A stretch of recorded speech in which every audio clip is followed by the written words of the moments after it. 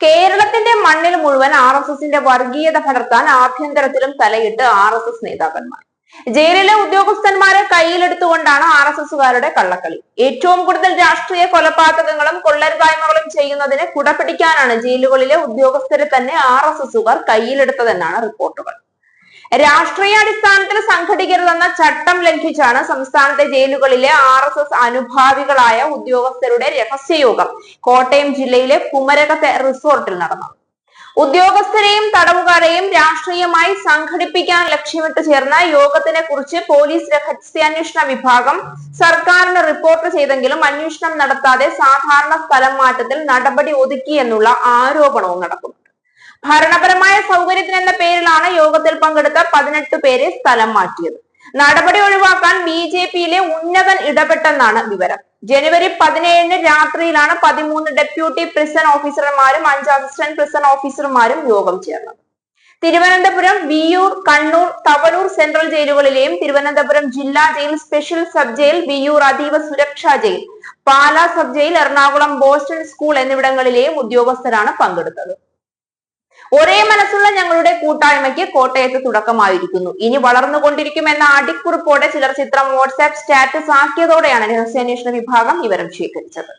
കേരളത്തിലെ ജയിലുകളിൽ BJPക്ക് 250-ലേറെ രാഷ്ട്രീയ തടവുകാരുണ്ട്. ഇവരെ കൂടി സംഘടിപ്പിക്കുന്നതിന് മുന്നോടിയായ നീക്കമാണിതെന്നാണ് സംശയം.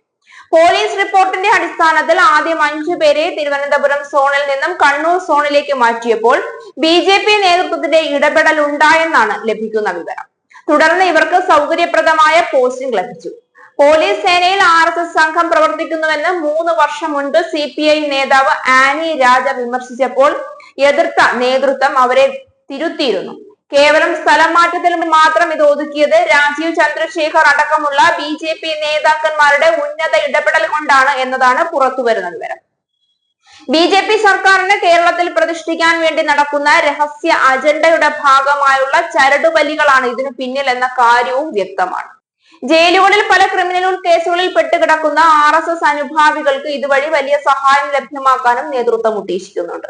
ഇതിനു പുറമെ ആഭ്യന്തരത്തിൽ തന്നെ പിടിമുറുക്കുന്നതോടുകൂടി ആഭ്യന്തര പല കാര്യങ്ങളിലും പല ഇടപെടലുകളും നടത്താൻ RSSനും BJPക്കും ഇതുവഴി പിണറായി സർക്കാരിന്റെ പല ആഭ്യന്തര നടപടികളും നിർത്തിവയ്പ്പിക്കാനും അത് കൃത്രിമം കാണിക്കാനും കഴിയുക വഴി പൊതുജനത്തിനെ ആഭ്യന്തരമാകെ തകർന്നു തരിപ്പണാവസ്ഥയിലാണെന്ന് ബോധ്യപ്പെടുത്തി എടുക്കുകയാണ് ഇതിനു പിന്നിലെ പ്രധാന ലക്ഷ്യം.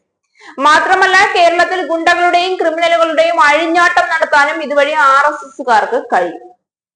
എന്ത് അക്രമം കാണിച്ചാലും അവരെ ചോദ്യം ചെയ്യാനും തടയാനും ആരുമില്ലെന്ന അവസ്ഥയിലേക്ക് ജയിലിൽ എത്തിപ്പെട്ടാലും അവിടെ ആവശ്യമായ സഹായങ്ങൾ ലഭ്യമാക്കാനുള്ള അവസ്ഥയിലേക്കും ആളുണ്ടാവുക വഴി കേരളത്തിൽ അക്രമ രാഷ്ട്രീയം അഴിച്ചുവിട്ടുകൊണ്ട് ഭരണം പിടിച്ചെടുക്കാനുള്ള BJP സർക്കാരിന്റെ രഹസ്യ അജണ്ട നടപ്പിലാക്കാൻ കഴിയും എന്നാണ് ലക്ഷ്യം വെക്കുന്നത്.